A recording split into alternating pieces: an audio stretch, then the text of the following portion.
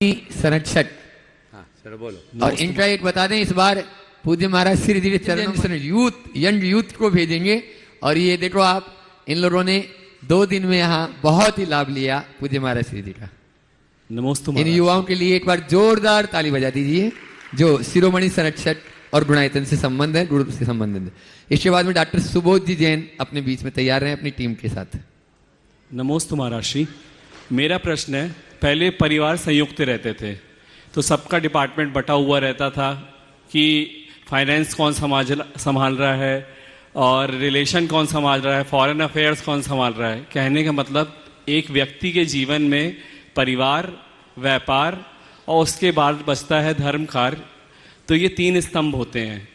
तो आज का युवा जो एक अकेले कंधे में रहता है, वन मैन आर्मी रहता है, कि किसी भी वक्त एक हवा का झोंका आए तो मालूम नहीं कहाँ संतुलन बिगड़ जाए। तो ऐसा क्या जीवन में घटित करना चाहिए कि हम ये तीनों स्तंभ या इसके अलावा और कोई स्तंभ आपकी जो नज़र में मुझसे चूक गया हो तो वो बताएं, कि जिसमें हम स्तंभ सारे नींव मजबूत करते जाएं। देखिए, पहले हम लोगों के रगों में प्रेम, परस्परता, सहजीवन, बंधुत्व जैसे जीवन मूल्य हमारे रगों में बहते थे, हमारे संस्कार में थे। तो कार्य बांटा नहीं जाता था, लोग खुद ही अपने अपने काम को तत्परता से संभाल लेते थे, क्योंकि तब हमारी आस्था ही अलग थी। अब ये सब परंपरागत मूल्य छिन्न भिन्न हो गए और हमारा संपूर्ण जीवन आत्म केंद्रित होने लगा, व्यक्तिमुखी हम हो गए। तो इस बदलाव के परिणाम स्वरूप सब चीजें बदल गई।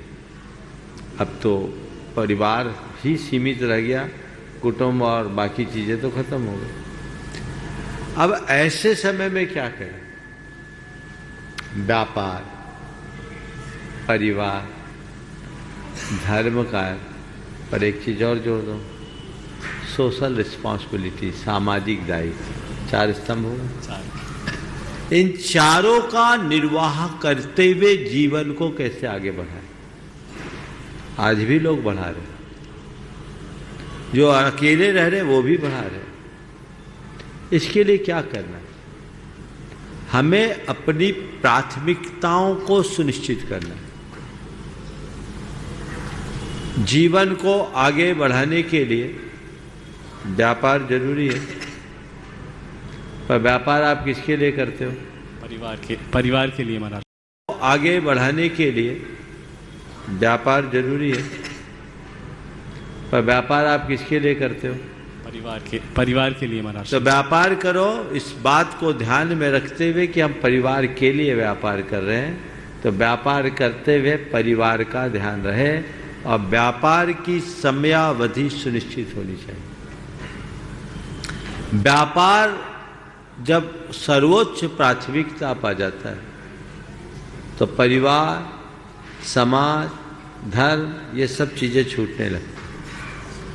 तो व्यक्ति को व्यापार को एक सीमा तक करनी चाहिए और ये समझना चाहिए कि जीवन के लिए व्यापार है, व्यापार के लिए जीवन नहीं।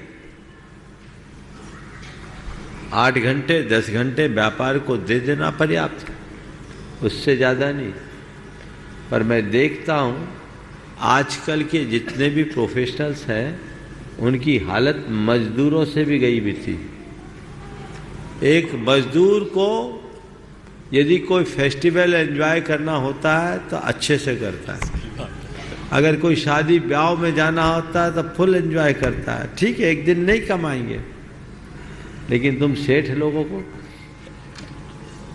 सोचना पड़ता। महाराज जी दुखती रख पकड़ ली है। ये हकीकत है। ऐसा क्यों? कि तुमने अपने आप को वैसा बना रखा है। दृष्टिकोण बदले तो चीजें परिवर्तित हो सकती। तो एक तो इस पर ध्यान दिया जाए, प्राथमिकता, कि मुझे अपने व्यापार के लिए कितना समय देना। व्यापार के साथ परिवार के लिए जो समय है वो परिवार को देना चाहिए, पर ज़्यादातर समय तो व्यापार में चला जाता है। अब परिवार के पास आते भी हैं तो सोशल मीडिया खा जाता है। घरवाली बाजू में बैठी है फिर भी उसको पता नहीं, और फिर घरवाली भी अपने में मगन है, घरवाला भी अपने में मगन है, सबके रील स्क्रॉल हो रहे हैं। ये सिस्टम गड़बड़ा रही कि नहीं? नहीं। एक व्यक्ति मुझसे जुड़े हुए, एक मल्टीनेशनल कंपनी में वाइस प्रेसिडेंट, वो कहते हैं महाराज जी हमने अपने घर में जूते उतारने की जगह पर ही मोबाइल रखने की जगह रख दी। घर घुसते हैं, मोबाइल वहीं रख देते हैं, मोबाइल रख दिया और कॉल हमारा डाइवर्ट रहता है, बेसिक फ़ोन पे आता है। मोबाइल का काम ही नहीं है, जूते की तरह मोबाइल उतारो ताकि हम लोग अपनत्व के साथ जी सके, प्रेम के साथ रह सके। वाह, कितना अच्छा उदाहरण है। क्या आप कर सकते हैं ऐसा? अगर शुरू कर दो, कॉल डाइवर्ट कर दो, बेसिक फ़ोन करो, तुम्हें ज़रूरत होगी तो तुम उठ के फ़ोन कर लेना, किसी की ज़्यादा ज़रूरत होगी तो बार बार कॉल आएगा। और जी का जंजाल, आजकल तो निपटने जाते वहाँ भी फ़ोन लेके जाते।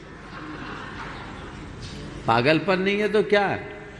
बोलो, सोच को बदलने की ज़रूरत है ना। मुझे बहुत अच्छा लगा उसका प्रस्ताव, ये शुरू कर देना चाहिए, वहाँ हटा दो। तो ये प्रायोरिटी परिवार की भी होनी चाहिए। फिर ये सोचना चाहिए कि मेरे जीवन के निर्माण में समाज का एक बड़ा योगदान है कि नहीं है? हाँ बिल्कुल। तुम आज सब सुशील संस्कारवान नागरिक बने हो तो कैसे बने? समाज के कारण बने ना। समाज में ये तुम्हें संस्कार नहीं मिले होते तो तुम बने होते। तो मेरे जीवन के निर्माण में समाज का योगदान है, तो मेरी ये रिस्पॉन्सिबिलिटी बनती है कि मैं अपनी सोशल रिस्पॉन्सिबिलिटी को पूरी करूं, कुछ समय समाज के लिए भी दूं, समय दूं, योगदान दूं, दान दूं, कंट्रीब्यूशन मेरा होना चाहिए। और चौथी बात धर्म की, तो धर्म को अपनी सर्वोच्च प्राथमिकता होनी चाहिए। और धर्म की प्राथमिकता का मतलब केवल धार्मिक क्रियाओं को करने तक नहीं, इन तीनों कार्यों में धर्म साथ में होना चाहिए।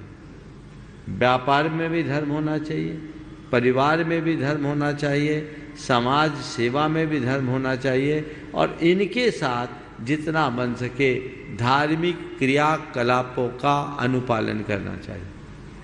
मतलब व्यापार में धर्म क्या? तो व्यापार में दुकान में पूजा पाठ नहीं होगी। व्यापार में धर्म, अधर्म से बचना ही व्यापार का, प्रामाणिकता से बचना ये व्यापार का धर्म है। परिवार में प्रेम और सद्भावनाओं को जीवित रखना ये परिवार का धर्म है। समाज में दयाशीलता, करुणाशीलता को अपनाए रखना और वात्सल्य के भाव को बढ़ाए रखना ये समाज का धर्म है।